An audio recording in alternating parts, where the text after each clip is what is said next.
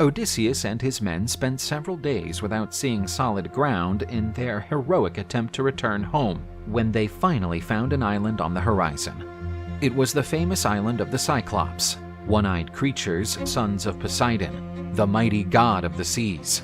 Odysseus wanted to meet the island's inhabitants and chose 12 of his best men to explore the island with him. They found a large cave, and the sound of screeching sheep could be heard from inside. Upon entering the cave, Odysseus realized that this was the home of one of the beings that inhabited the island. Inside the cave, there was an enclosure with some sheep, amphorae filled with goat's milk, and bowls with fresh cheese made from it. Odysseus tasted some of the cheese and thought about stealing it, but decided to wait for the return of the cave dweller and negotiate with him. But the hero would regret this decision. The huge Cyclops appeared in front of the cave, bringing with him part of his herd that he had taken out to graze. Odysseus and his men hid, fearing for their lives. But the hiding places of the sailors were revealed when the Cyclops lit a fire in the center of the cave.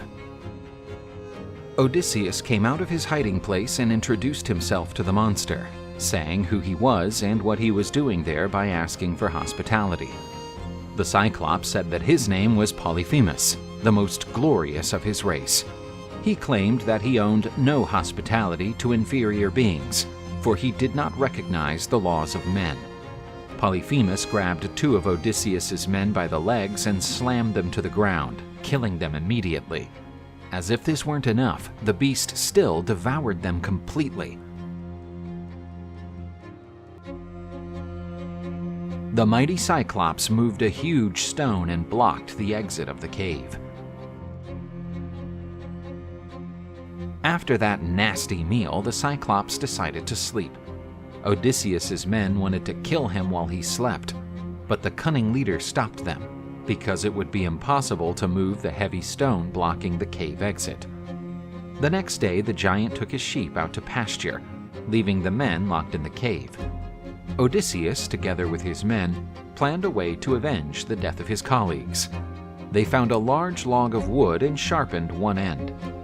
At the end of the day, the Cyclops returned, and after re-entering, closed the exit of the cave. Odysseus poured into a jar the wine from the wineskins of all his men to offer it to the one-eyed giant. Polyphemus drank with satisfaction the strong wine offered by Odysseus and liked the gesture. He told the hero that, as a reward, he would be the last to be devoured, and asked Odysseus his name. He replied that his name was Nobody, and that everyone knew him that way. Drunken Polyphemus felt an irresistible urge to sleep. Odysseus and his men took the makeshift weapon and prepared their revenge.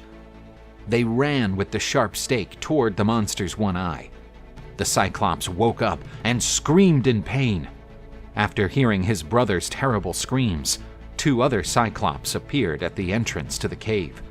They asked who had done it, and Polyphemus shouted, "Nobody! Nobody has pierced my eye!" Since there was no one to punish, they returned to their homes. The next day, the blind Cyclops let the animals out to graze, but he did not expect Odysseus to use another trick. Clinging to the bellies of the strong rams, Odysseus and his men managed to escape Polyphemus's cave. When they were all out of the cave, they quickly ran to the ships. On the ship, Odysseus shouted at the monster, saying that being blinded was a deserved punishment for a criminal who disregarded Zeus's designs by devouring those who had asked for hospitality. Polyphemus pulled a large chunk out of a mountain and threw it in the direction of Odysseus's cries.